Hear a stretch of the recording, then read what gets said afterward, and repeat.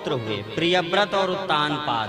तो 3 कन्याओं की जन्म कर्म की कथा सर्वप्रथम बताते हैं। आकुति नाम की कन्या का विवाह रुचि नाम के प्रजापति के साथ किया गया, जिससे साक्षात यज्ञ भगवान प्रकट होते हैं। और यज्ञ भगवान की पत्नी का नाम जानते हो क्या है?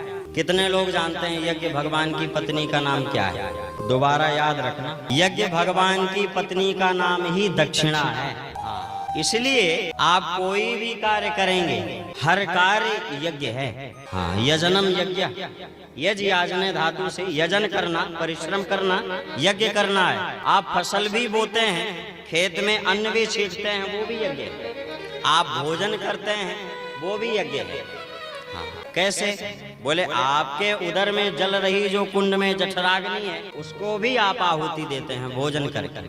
32 दांतों के द्वारा जब एक नियम ये भी है भोजन का, आप लोगों ने सुना भी होगा, बता भी दें, भोजन के बीच में जल नहीं पिया जाता है, ऐसा है ना?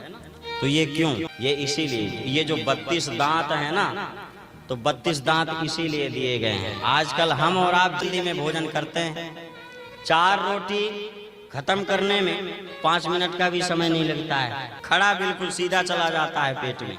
ऐसा नहीं, बोले जल की आवश्यकता, कुछ लोग कहते हैं कि जब तक हम पानी ना पिए तब तक हमारे गले से नीचे कुछ उतरता ही नहीं है। हाँ, लोटा भर जग भर के जल की आवश्यकता पड़ती है, और क्या? क्यों भैया? जल की बहुत आवश्यकता पड़ती है। और क्या कहते हैं, जब तक हम जल नहीं पिएंगे तब तक हमारे गले में अटकता है। ये जो 32 दांत है ना, ये इसीलिए है। एक निवाले को आप मुख में डालिए और कम से कम 32 बार चबाने का नियम बनाया गया था ना। वो क्यों बनाया गया था?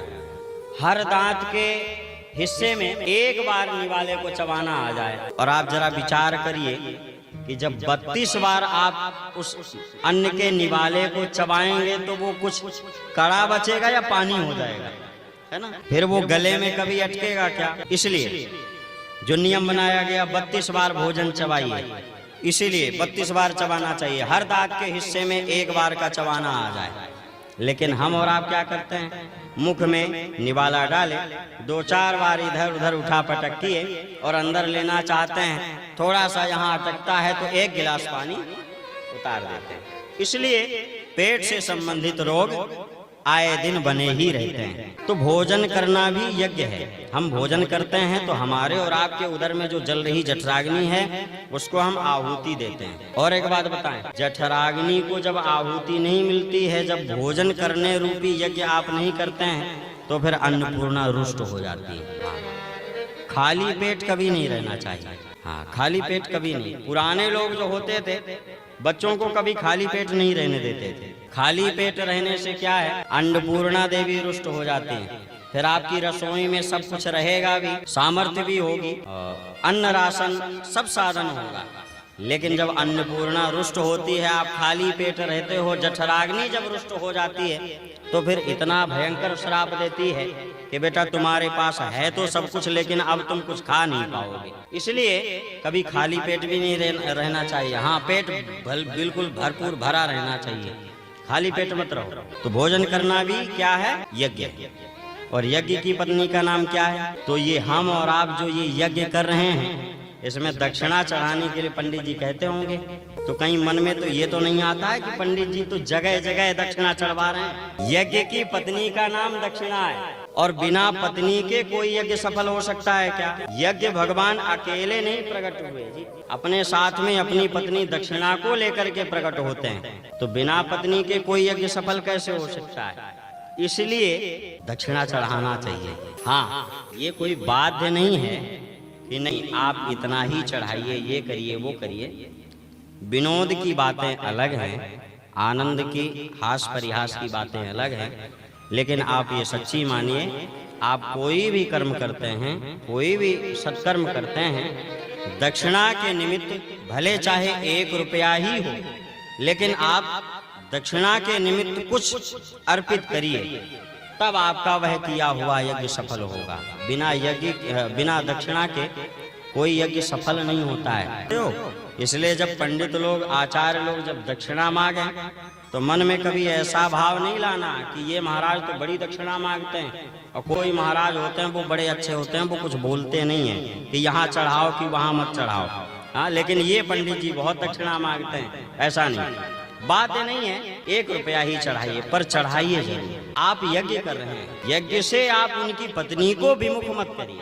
दक्षिणा के निमित्त सिक्का और नोट ही नहीं होता है, ये भी जान लीजिए। दक्षिणा के निमित्त आप कुछ भी चढ़ाइए, पर चढ़ाइए जरूर। पहले ये पैसा था क्या? पहले नहीं था। दक्षिणा का जो मंत्र है, हिरण्यगर्भा समवर्तताग्रे। हाँ, हिरण्यगर्भ क्या है? स्वर्ण। स्वर्ण की मुद्राएं चढ़ाई जाती थी पहले। तो कालांतर हमारे पूर्वजों ने, महापुरुषों ने ये विचार किया कि इतनी स्वर्ण मुद्रा कहाँ से चढ़ाएं, बड़ी मुश्किल है, बहुत पैसा इकट्ठा करना पड़ता है। बोले जिससे स्वर्ण मुद्रा आती है उसी को चढ़ाना प्रारंभ कर दो। तब से ये पैसा चढ़ाया जाने लगा। लेकिन फिर भी यज्ञ के निमित्त दक्षिणा समर्पित करनी चाहिए। तो आकुति नाम की कन्या का विवाह, मनु जी महाराज की कितनी पुत्री हुई अभी बताया था? 3। कौन सी? आकुतिर देवहूतिश्च प्रसूतिरिति विश्रुता। आकुति नाम की कन्या का विवाह रुचि नाम के प्रजापति के साथ में हुआ, और देवहूति नाम की कन्या का विवाह कर्दम मुनि के साथ में संपन्न हुआ। प्रसूति नाम की जो कन्या थी उसका विवाह किसके साथ में हुआ? दक्ष प्रजापति के साथ में हुआ। आप लोग उस कथा को सुने भी हैं, सुने होंगे, जानते भी होंगे, जो सती चरित्र की कथा आती है। तो ये वही प्रसूति थी, मनु जी महाराज की पुत्री, जिनका विवाह दक्ष प्रजापति के साथ में हुआ, जिनकी पुत्री फिर सती महारानी हुई और भूत भावन भगवान भोलेनाथ के साथ विवाह किया गया। प्रथम कन्या का जन्म कर्म की कथा को आपने सुना। अब दूसरी है कौन? देवहूति। देवहूति मैया का विवाह कर्दम जी महाराज के साथ हुआ। कर्दम जी बड़े तपस्वी थे, बड़े धर्मात्मा थे, विवाह के मार्ग पर ये जाना नहीं चाहते थे, लेकिन भगवान की प्रेरणा से इन्होंने देवहूति मैया के साथ विवाह किया। मनु शतरूपा जी ने देवहूति का विवाह कर्दम मुनि के साथ में संपन्न किया। लेकिन इन्होंने विवाह से पहले एक शर्त रखी थी। शर्त क्या थी जानते हो?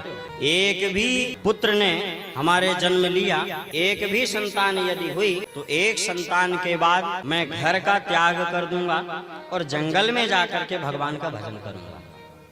घर में नहीं रहूंगा, घर का त्याग कर दूंगा, पत्नी का भी त्याग कर दूंगा। कर्दम जी महाराज के साथ विवाह हुआ,